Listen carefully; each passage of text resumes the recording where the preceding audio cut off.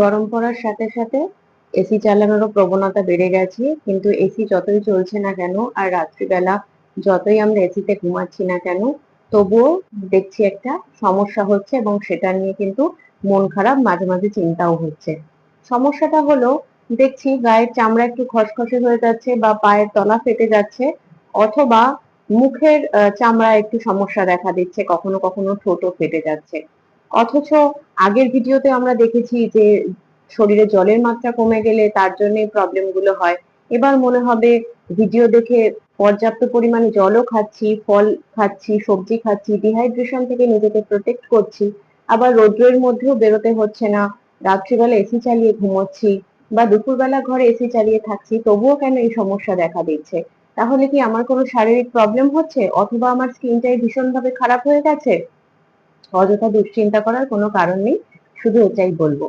আসলে আমরা এসিতে যখন থাকি, তখন এসির যে বাতাস, সেই বাতাসটা খুব শুষ্ক বাতাস হয়, তাতে জলীয় বাষ্পের পরিমাণ একদম নেই বললেই বলা চলে। ঘরে যে সিলিং ফ্যান বা আমরা যখন এই টেবিল ফ্যান চালাচ্ছি বা স্ট্যান্ড ফ্যান চালাচ্ছি, সেক্ষেত্রে জলীয় বাষ্প কিন্তু বায়ু থেকে আমাদের ঘরের মধ্যে খেলে বেড়াচ্ছে, বাতাসে জলীয় বাষ্পের পরিমাণ থাকছে, ফলে সেই জলীয় বাষ্প আমাদের ত্বককে শুকিয়ে যেতে দিচ্ছে না। কিন্তু যখন এসিতে থাকছি, তখন যেহেতু কোনো জলীয় বাষ্প থাকছে না, ফলে অনবরত সেই ঠান্ডা বাতাস আমাদের ত্বকের ওপরের অংশ থেকে জলটাকে শুষে নিচ্ছে। এর থেকে বাঁচতে হলে কি করতে হবে? আমরা যখন শোবো তখন পাতলা চাদর গায়ে ব্যবহার করব, হালকা কোনো ময়েশ্চার জাতীয় ক্রিম বা লোশন ব্যবহার করতে পারি। যদি এই দুটোর সবটাতেই একদমই আমার অভ্যেস না থাকে, তাহলে আরেকটা জিনিস করা যেতে পারে, যদিও এটা ৩ নম্বর নয়, এটিই প্রথম হওয়া উচিত।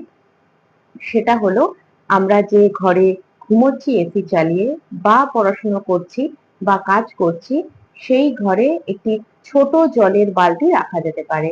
তাতে কি হয়, এসির যে ঠান্ডা বাতাস, সেই ঠান্ডা বাতাসের মধ্যে বেশ কিছুটা হলেও জলীয় বাষ্প মিশবে এবং ত্বকের শুষ্ক ভাব কিছুটা হলেও আটকানো যাবে। এই জন্যেই বড় বড় অফিসগুলোতে বা বিভিন্ন জায়গাতে আমরা দেখি, বা অফিসিয়াল টেবিলগুলোতে যেখানে সেন্ট্রালাইজড এসি, সেখানে দেখি যে অফিসে যিনি কাজ করছেন বা টেবিলে বসে যারা কাজ করছেন, তাদের প্রত্যেকের কিন্তু টেবিলের সামনে একটা করে জলের গ্লাস রাখা। সেটা ঢাকা নয়। প্রশ্ন আসে, এ বাবা, জলের গ্লাসটা ঢাকেনি কেন? জলের গ্লাসটা না ঢাকার কারণ, সে ওই জলটা খাওয়ার জন্য রাখেনি, বাতাসের ময়েশ্চারটাকে বা জলীয়